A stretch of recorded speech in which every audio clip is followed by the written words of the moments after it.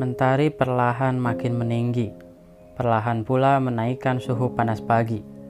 Anggrek pelan-pelan melangkahkan kaki menuju pelataran rumah sakit tempat Alvan bekerja.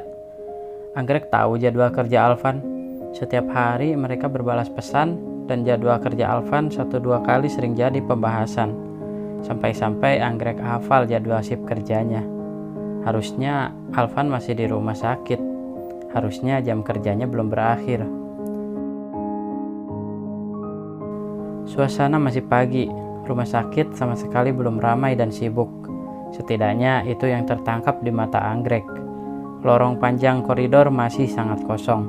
Hanya 1-2 perawat dan pegawai yang mengisinya. Dan belum ada satupun ranjang beroda melintas.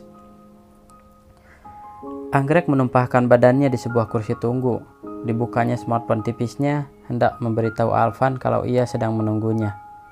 "Mas, aku sedang di lobi rumah sakit. Aku menunggu Mas Alvan pulang." Dikirim. Saat ini memang Alvan satu-satunya orang yang menurutnya cocok untuk tempatnya bercerita, mencurahkan keluh dan beban pikirannya. Anggrek memang bukan orang yang senang bergaul dengan banyak orang. Jika biasanya orang-orang di masa kecilnya banyak bermain dan sesekali bertamasya bersama keluarga, lain dengan Anggrek. Ia lebih banyak menghabiskan waktunya di warung, membantu kesibukan orang tua satu-satunya. Jika biasanya orang-orang di usianya sekarang senang hangout dan menghabiskan waktu di mall, bioskop, kafe, dan taman-taman, berbeda dengan Anggrek. Ia masih tetap banyak menghabiskan waktu di warung, bergantian jaga dengan sang ibu. Karena itulah tak banyak teman yang dikenal. Adapun yang dikenal hanya sekedar kenal. Hanya Alvan tempat terdekatnya saat ini. Itulah mengapa selepas ia bersih tegang dengan ibunya, Alvan lah yang dicari oleh Anggrek. Anggrek tidak memberitahu Alvan sebelumnya. Ia tak ingin membahas masalahnya di sambungan telepon, ingin berbicara langsung. Selain ini masalah serius, Anggrek juga akan lebih tenang saat bersama Alvan langsung. Bagi Anggrek, dekat dengan orang yang kini ada di dalam hatinya adalah ketenangan yang ia butuhkan.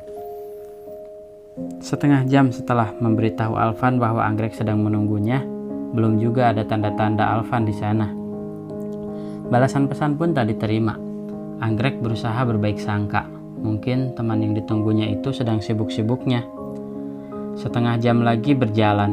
Alvan belum juga muncul di pandangannya. Anggrek mulai bosan, mulai pula khawatir. Jarang sekali Alvan telat membalas pesannya. Akhirnya ia memberanikan diri menghampiri salah satu petugas rumah sakit menanyakan lelaki yang ditunggunya. Petugas itu malah mengernyitkan dahi dan tampak kebingungan. Sepertinya dia tak kenal Alvan. Dia lalu mencoba menanyakan nama Alvan pada petugas lain. Alvan siapa ya, Mbak?" tanya si petugas. Giliran Anggrek yang dibuat bingung. "Mas Alvan kan perawat senior, masa tidak ada yang kenal?" bisik hatinya. "Mungkin di bagian lain, Mbak. Permisi." Dua petugas tadi lalu menjauh melanjutkan pekerjaan mereka. Anggrek mematung. Habis ide. Pesan yang dikirim untuk Alvan pun belum dibalas. Entah kemana ia harus mencari tahu di mana Alvan. Sedang bingung dan cemasnya ia, seorang petugas wanita menghampirinya. "Mbak Anggrek ya?" Anggrek menoleh. Iya Mbak," ia ragu-ragu menjawab. Matanya masih menatap tajam mempertanyakan siapa wanita di hadapannya. "Saya temannya Pak Alvan." Anggrek bernapas lega. Akhirnya ia menemukan setitik jalan tentang keberadaan Alvan. "Oh, kalau boleh tahu Pak Alvan di mana ya? Dia belum pulang kan?"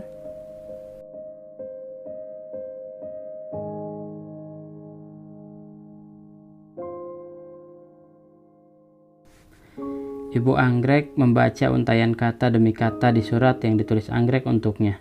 Dengan hati remuk redam, perasaan sedih, kalut, takut, dan kecewa membaur satu, bercampur aduk di hatinya. Dengan air mata berlinang mengalir lancar di wajah, ia amati kembali salam pamit anak terkasihnya. "Untuk ibu tersayang, tolong jangan anggap Anggrek anak durhaka. Lupakan kejadian semalam. Ampuni Anggrek karena berlebihan memaksa ibu menceritakan tentang bapak. Itu semua anggrek lakukan karena anggrek rindu. Ibu tersayang, anggrek mohon, ibu jangan pernah berpikir anggrek melakukan ini karena tidak bahagia. Tidak, Bu. Anggrek bersyukur ibu menjadi malaikat penjaga anggrek.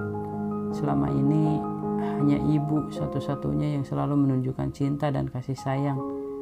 Anggrek percaya kasih sayang ibu tidak akan pernah surut dan menyusut. Anggrek pun begitu, Bu. Anggrek sangat sayang pada ibu. Tetapi, Bu, anggrek selalu bermimpi kita punya keluarga yang lengkap. Ibu tersayang, maaf, anggrek harus pamit dulu. Ibu jaga diri baik-baik ya. Anggrek janji, begitu nanti bertemu Bapak, anggrek akan secepatnya pulang, kembali buat ibu. Entah bagaimana nanti soal Bapak. Anggrek hanya ingin mencoba menumpahkan keingintahuan dan rindu anggrek buat Bapak. Bu, sudah dulu ya. Doakan anggrek agar segera mendapatkan apa yang anggrek cari. Sekali lagi, maafkan anggrek karena tidak bisa pamit langsung. Anggrek khawatir ibu akan makin marah dan tidak membiarkan anggrek pergi. Terima kasih, anakmu tercinta, anggrek. Tetes demi tetes air mata sang ibu jatuh. Beberapa bahkan membuat kertas yang dipandanginya terkulai basah. Ibu mana yang tak merasa pedih saat anak kesayangannya pergi? Demikian pula ibu anggrek. Ia menangis terseduh sembari memeluk kertas kusut yang terus dicengkramnya. Meskipun anggrek berjanji akan pulang, tetapi tidak ada jaminan. Ibunya sadar anggrek hanya gadis biasa yang bisa saja berjumpa banyak masalah di jalan yang dipilihnya saat ini. Kendati pun demikian, ibu anggrek tak punya pilihan apa-apa. Di suratnya, anggrek tidak bilang akan kemana mencari ayahnya. Orang yang menceritakan tentang Firman pada anggrek pun entah siapa.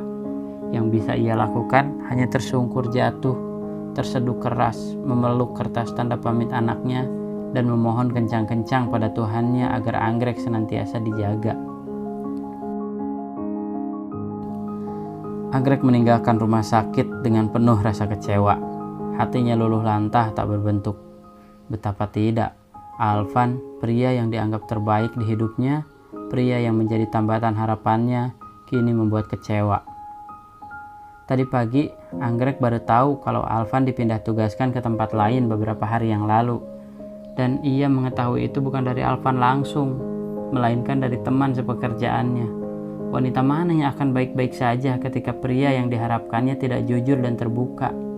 Meski demikian, anggrek sadar jika dia bukan siapa-siapa, tak lebih dari hanya sekedar teman. Itu pun hanya teman bercerita. Anggrek menghela napas berat, dadanya sesak. Sudah seharusnya ia tahu diri, harusnya ia menyadari kepantasan dirinya untuk Alvan.